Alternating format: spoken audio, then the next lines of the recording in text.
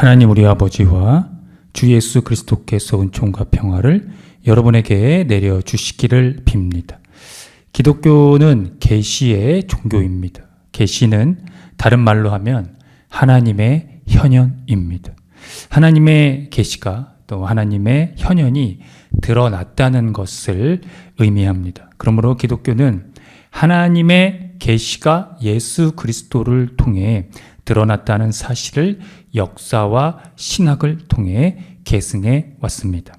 이 계시에 대한 결정적인 증언은 성경이라고 할 수 있죠.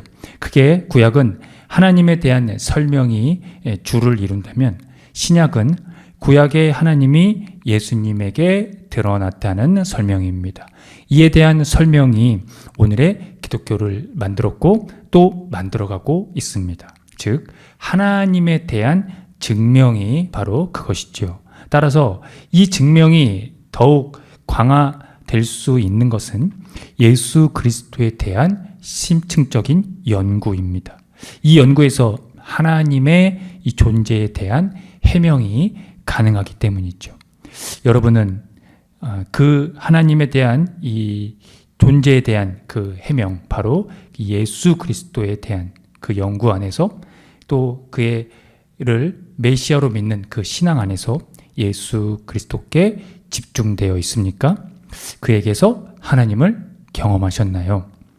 오늘 창세기 설교 본문은 아브라함에게 드러난 하나님의 현현에 대한 기록인데요. 이 현현의 기록이 구약의 성경에서 단 한 번 나올 정도로 이 현현 방식이 매우 독특하다는 것을 살펴볼 수가 있습니다. 그 내용이 다음과 같습니다. 세 사람이 상수리 나무에 앉아있던 아브라함을 찾아왔습니다. 그런데 아브라함이 그들 중에 한 사람을 하나님으로 인식했다는 거예요.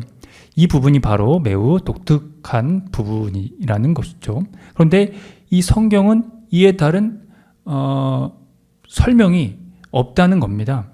예컨대 아브라함이 어떻게 인식하게 된 것인지, 또는 인간이 인식할 정도로 하나님이 사람으로 둔갑할 수 있는지 말입니다. 아브라함이 하나님으로 인식한 이 세 사람이 아브라함을 찾아온 경위의 내용은 우리가 살펴보면 이런 내용인데요. 나이가 많은 이 아브라함의 아내 사라에게서 아들이 태어날 것이라는 것을 알리는 것이 그것입니다. 사실 말도 안 되는 얘기이고 동시에 늙은 두 사람을 놀리는 얘기와 비슷하기도 합니다. 아브라함은 이 본인 스스로도 이렇게 생각했을 겁니다. 아마 이 이세에 대해서 심각하게 고민을 했었고, 또 하나님의 그 신뢰 여부에 대한 문제로 걱정거리가 많았던 그에게 또 위로차 방문 정도로 본인 스스로 그렇게 생각을 했었을 수도 있고요. 또 사라는 장막 어귀에서 그 얘기를 듣고 속으로 비웃었다고 합니다. 그러나 이 전승이 전하고자 하는 이 결정적인 핵심은 하나님의 전능하심에 있습니다. 즉 하나님은 능치 못함이 없다는 것이 그것입니다. 결국 하나님은 그 하나님을 믿었고 사라는 아들을 잉태하게 됩니다. 그들이 이스라엘의 이 믿음의 조상이 되는 사건의 중심이 된 것입니다. 이 사건에서 오늘 우리가 주목하고 싶은 부분은 이스라엘의 이 믿음의 조상에서 여성이 자리하고 있다는 점입니다.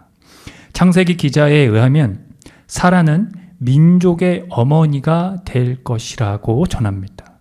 고대 근동에서 유례 없는 여성의 이 지위에 대해 이 정도까지 세워주는 사례 없는 것이 유례 없는 사례라고 할 수가 있겠죠.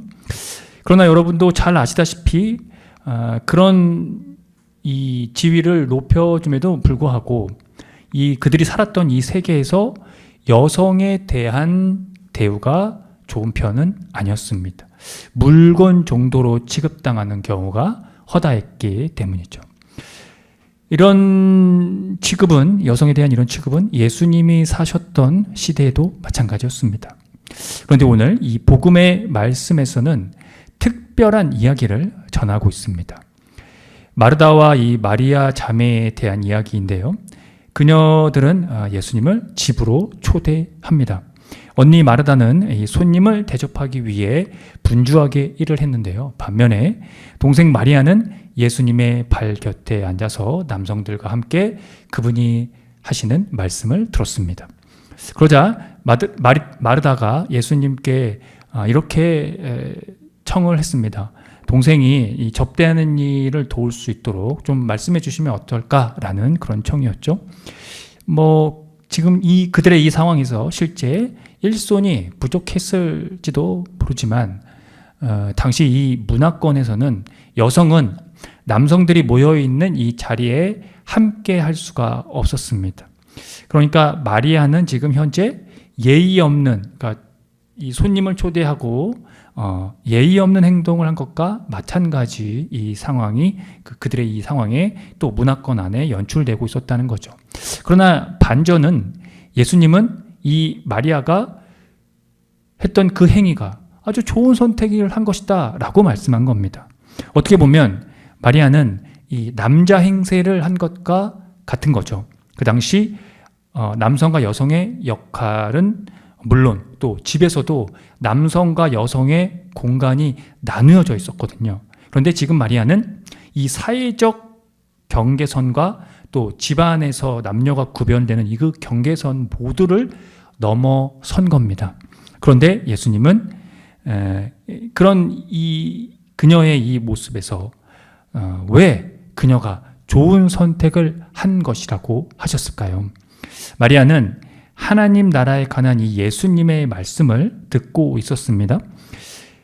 바로 예수님에게서 드러난 그 하나님 나라, 즉 하나님의 계시와 현현을 지금 경험하고 있는 거죠. 그녀는 그런 예수님 곁에서 떠날 수가 없었던 것입니다. 그러니까 그에게 드러난 그 하나님의 계시와 현현은 그것으로 말미암아 어떤 염려와 그런 두려움도 극복이 되어졌다라고 하는 그 사실을 모두 잊고서 그분의 발 곁에서 그분의 말씀을 들었던 것이죠. 당시의 사회와 이 가정의 경계선을 뛰어넘은 불미스러운 행동일지라도 마리아는 하나님 나라의 이 예수 그리스도께 집중한 겁니다. 예수님은 그런 그녀의 선택을 옳다고 하셨고요. 마치 민족의 여성, 그들의 어머니 사라를 상기시키듯 그녀를 세워주신 겁니다. 사도 바울은 율법으로 이 점철된 이 경계선을 넘어서게 된 것을 오늘 본문에 의하면 바로 복음의 소망이라고 말하고 있습니다. 그는 거기에 자신의 운명을 걸었습니다. 이 복음의 일꾼이 되었고 어떤 고난도 기쁘게 여기며 그리스도의 남은 고난을 그분의 몸, 곧 교회를 위하여 자신의 육신으로 채워간다고까지 말했습니다.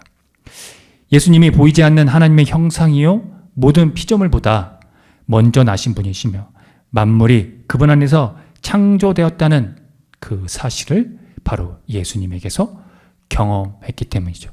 그 경험을 예수님께 하지 못했다면 결코 그렇게 고백할 수 없었던 내용이고 그의 사명이었을 겁니다. 즉 그는 예수님이 하나님의 계시며 현현이라는 것을 정확히 꿰뚫어 본 것이죠. 바울에게 이 경험은 그로 하여금 이 비밀의 영광을 전하는 사명을 주었다고 했습니다. 오래전부터 모든 세대에게 감추어져 있던 이 비밀의 영광, 그것이 무엇이냐면 바로 하나님께서 이방 사람들 가운데 나타난 것을 가리키는 것이죠. 즉 이방인 선교가 바로 그것입니다. 하늘 아래에 있는 모든 피조물에게 전파되는 복음. 그러므로 바울은 그것을 복음의 소망이라고 부른 것입니다. 사랑하는 성도 여러분, 이 복음의 소망에서 여러분은 믿음에 튼튼히 터를 잡아 굳건히 서 계십니까? 그렇다면 바울에게 들은 이 복음의 소망에서 여러분도 떠나지 마시기를 바랍니다. 그 복음의 소망에서 우리는 율법을 뛰어넘고 또 남녀 간의 이 성을 뛰어넘으며 차별과 혐오 또 종교와 정치를 뛰어넘는 예수님이 피로 평화를 이룬 하늘의 화해를 이루게 될 것입니다. 곧 그리스도 안에서 온전한 사람으로 세워지는 것이겠지요. 아멘. 함께 기도합니다.